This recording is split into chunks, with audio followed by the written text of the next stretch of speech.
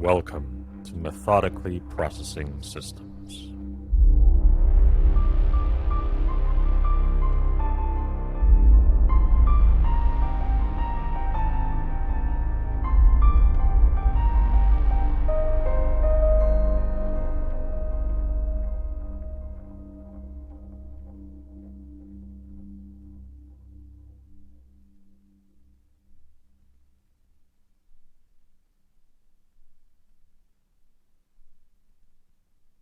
The clock is ticking.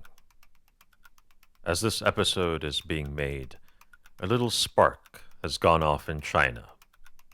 Someone, somewhere, was the first person to pick up a little bug, a virus, one that we haven't seen before, not in this form anyway. This person probably didn't know that they picked up this bug.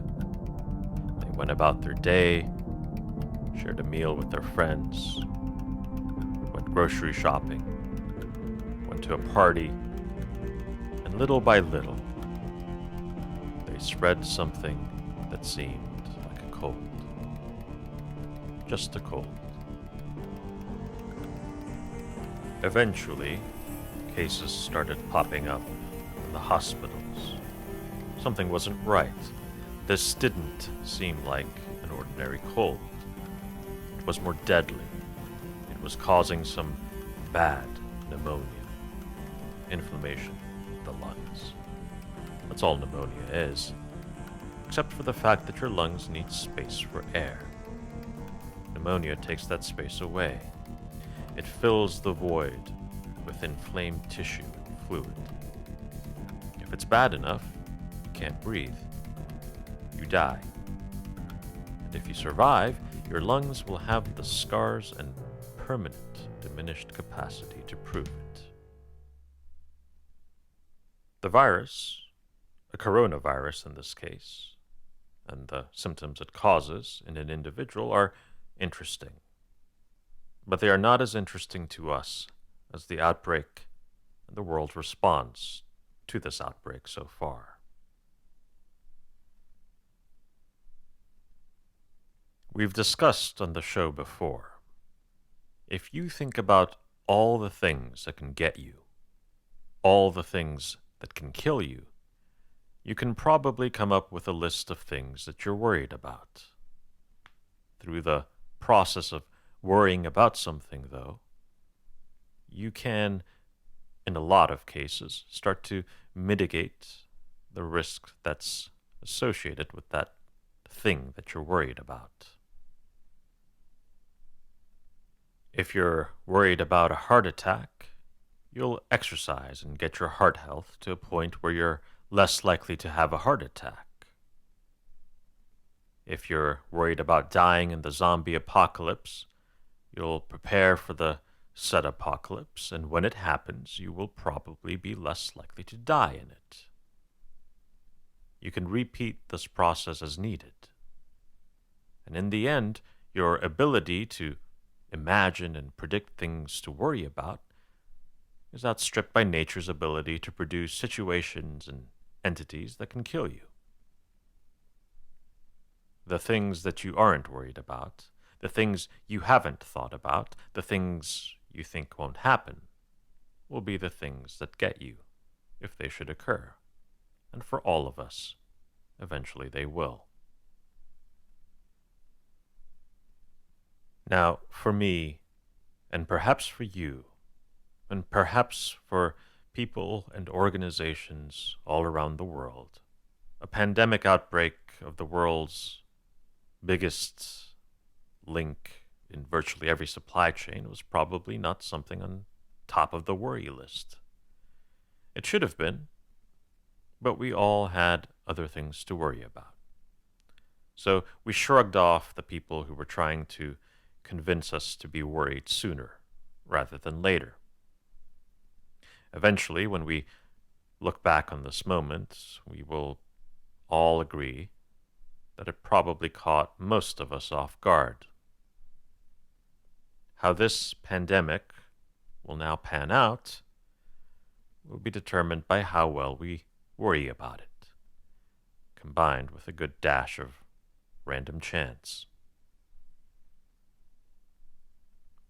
When you've got an outbreak, the most important time for action is the beginning. The reason is simple. At the beginning, you can do something about it. Once a virus meanders through social networks and human networks, it becomes more difficult for us to control. You can isolate one person easily. You can trace all their contacts easily. But what if you have 1 million infected people? You're going to need much more blunt instruments, and those aren't pleasant. But if you don't worry enough in the beginning, when things can be controlled, those blunt instruments are what you'll have to resort to. You can see the problem. When something is small and contained, the more logical among us are going to be complacent. Their assessment of the existing evidence is going to be that it's nothing to worry about yet. They will pull up statistics about all kinds of irrelevant things and say, look, this is much worse than this little small outbreak that you're worried about. So worry about this instead. So, exactly as you'd expect, these people are out there saying that the flu is worse than the coronavirus, or that you're more likely to be killed by sitting in a car or something to that effect. These people are not worried at the precise moment in time where worry can make the biggest difference in how things turn out. And if you take a second and think about their logic, you can probably identify the flaw in their thinking. You probably know the problem in your bones already. Let's put you in a particular scenario. You're walking down a dark alley, and suddenly you find yourself being mugged. Now imagine I come by and tell you not to worry. You're going to be just fine. Statistically, of course, more people die every year from heart attacks than they do from getting mugged. Can you see the problem here? In this dark alley, as you're being mugged, you are in a volatile situation. Your mugger could let you go. They could injure you. They could kill you. Telling you not to worry because you're more likely to die from a heart attack is not good advice. You are part of a situation that is actively unfolding and could very well kill you. A coronavirus epidemic, no matter how small it might be right now, is an actively unfolding situation. It's far more volatile than the flu. The flu has been around for a long time. We've dealt with it before. We know how it spreads. We know how to vaccinate against it, with good results. We are actively worried about the flu, and so we have the measures in place to deal with it. The novel coronavirus that has popped up in the world in 2020 is an unknown. And we've talked about unknowns on this show before. When you're dealing with unknowns, you know exactly what you need to do. Protect yourself from the worst-case scenario. If that means worrying now, you worry now. If you're worried about the cost of overreacting now, remember that it's cheaper and more effective to deal with a small issue than it is to deal with a huge issue. Yes, it all may turn out to be nothing, but we don't know that. There's an old phrase, it's better to be safe than sorry, and that applies here. Worry is how we get this outbreak under control. A little bit of overreaction is a powerful medicine, a powerful vaccine right now. If you're wisely worried, there will be all kinds of, let's be honest, idiotic, quote-unquote, experts and even idiotic everyday people who will try to paint you as a panicky hysteric. My advice to you would be to ignore them. And here's a rule of thumb for identifying idiotic logicians. If they're saying that we need to just go about our day instead of trying to control this outbreak, ask them if they believe people should be vaccinated against common diseases. If their answer is yes, and I'm worried about this because I see a lot of public health officials with this strange logic, you can be certain that the person you're dealing with is seriously deficient in logic and wisdom. Keep your distance from them, as they are dangerous. Now, the reason I'm worried about this isn't because I think public health officials telling people to get vaccinated is a bad idea. It's a great idea. But the problem is, the public health officials don't seem to understand why they tell people to get vaccinations. And that's why some of those same public health officials are not going out there and saying people should just live their lives and not worry too much about getting sick with this coronavirus. In the midst of this outbreak, that's some of the most dangerous thinking and dangerous advice that you can give someone. To understand why, we have to understand why vaccinations work the way they do and why they are so effective. Vaccinations prevent diseases from ravaging our communities. They are a critical asset of modern medicine and public health. They're up there with antibiotics and quitting smoking. Yet most people who get, say, the flu shot have little risk of actually dying from the flu. From an individual risk point of view, it's actually an overreaction to worry about the flu to the point of getting a flu shot, particularly if you're not a child or if you're not elderly. Again, your risk of complication and death is insignificant if you're not very young and not very old. But here's the thing. The individual inconvenience of the flu vaccine, even to a low-risk individual, confers a huge benefit to the overall community and the world. Why? Because it reduces the likelihood that you, as an individual, will get sick. And by reducing the likelihood that you personally get sick, you are reducing the risk to your community and the world. You're making humanity stronger and safer. That's because infectious diseases work by multiplication. You aren't the only one who's at risk when you get sick. You become a disease vector. You can spread the disease to others, including the people who are vulnerable to the disease. In a complex and networked system, it's not just about you. Your risky behavior increases the risk to our species. There is no vaccine to the 2019 coronavirus, but the underlying logic and mechanism of all this is the same. Worry is the equivalent of a vaccine. By worrying, by overreacting, by avoiding getting sick, by not attending large gatherings, by staying home, by staying away from vulnerable populations, by not going into meetings and dialing in instead, by not going about your day as if everything is fine.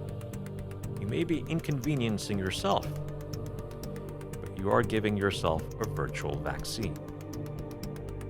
You are reducing the risk to the community and the world. Worrying and overreaction are our only equivalent to a vaccine right now.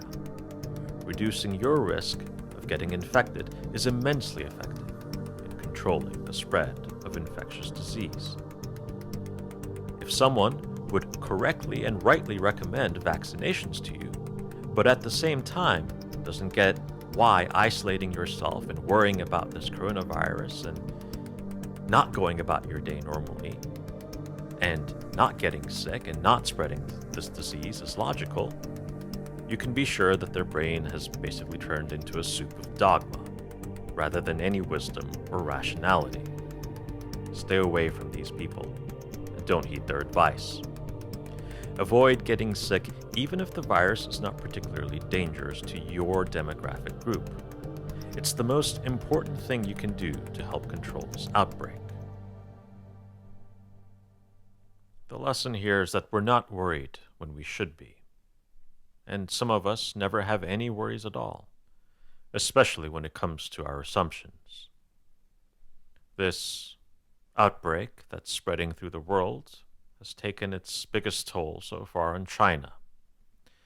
And as it continues to spread and as it continues to have its impact around the world, we're going to start to see the cracks in some of the assumptions that we've made as we've developed our modern world's infrastructure.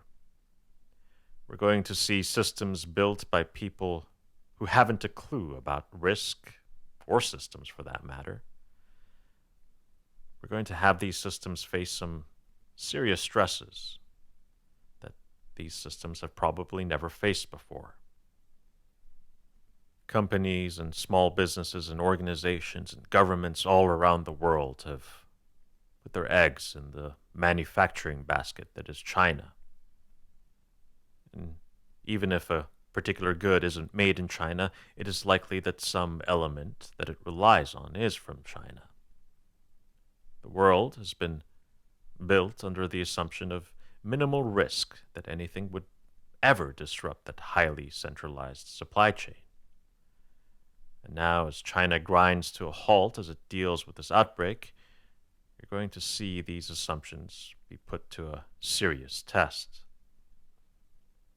Some of these assumptions were made without realizing it, which means people didn't even know there were assumptions to be worried about. In other cases, the foolish quest for complete efficiency and optimization blinded them to the risks. They pushed aside their worries. There are entire companies that are completely dependent on China for the health of their business. That's how they've optimized themselves. And as we've learned on this show in previous episodes, that which is optimized doesn't handle shocks very well. By definition, that which is optimized has no slack in the system. And without slack, there is no buffer between things working and things breaking. If this coronavirus outbreak doesn't come under control, our world is going to be a very different place over the next decade. As the northern hemisphere barrels towards summer, the virus might slow down. We think these kinds of viruses spread less effectively in warmer climates. We're not entirely sure why, and it could also be just an assumption that's wrong. But that could be it. The virus goes away, we move on, and it will become this generation's version of SARS. Or it could make another resurgence as the weather cools again in the fall. It could evolve to be deadlier. It could spread more easily. Or it might evolve to be as innocuous as the common cold. We don't know. Today, though, it looks like we didn't worry enough. And we didn't worry soon enough. By the time this episode reaches you, the 2019 novel coronavirus will probably be a bigger deal than it was when this episode was being made. But if we have the wisdom to learn, to worry rather than bury our head in the sand, perhaps the next outbreak of some disease won't be as big a deal as this one.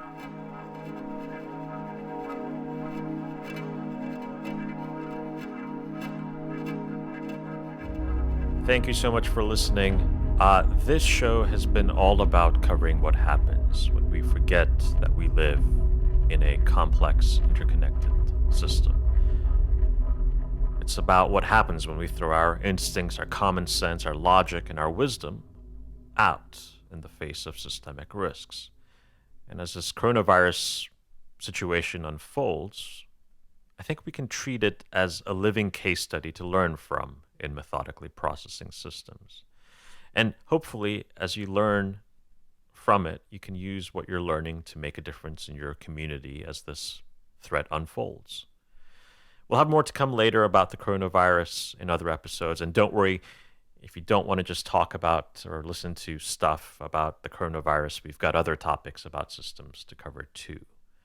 But I think this one in particular is going to be interesting for us in season 3. So there will be a little bit more coverage of it as we look out into season 3.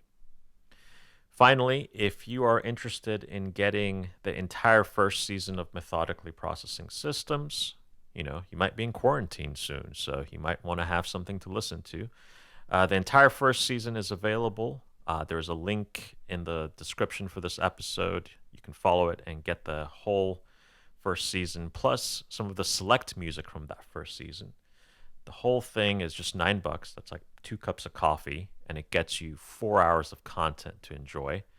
If that's something that you're interested in, and again, it helps us produce the show, and it helps us continue keeping the show going. So please support us. It's only $9. Again, it's 2 cups of coffee, and it keeps the show going. So go check it out. Thank you so much for listening.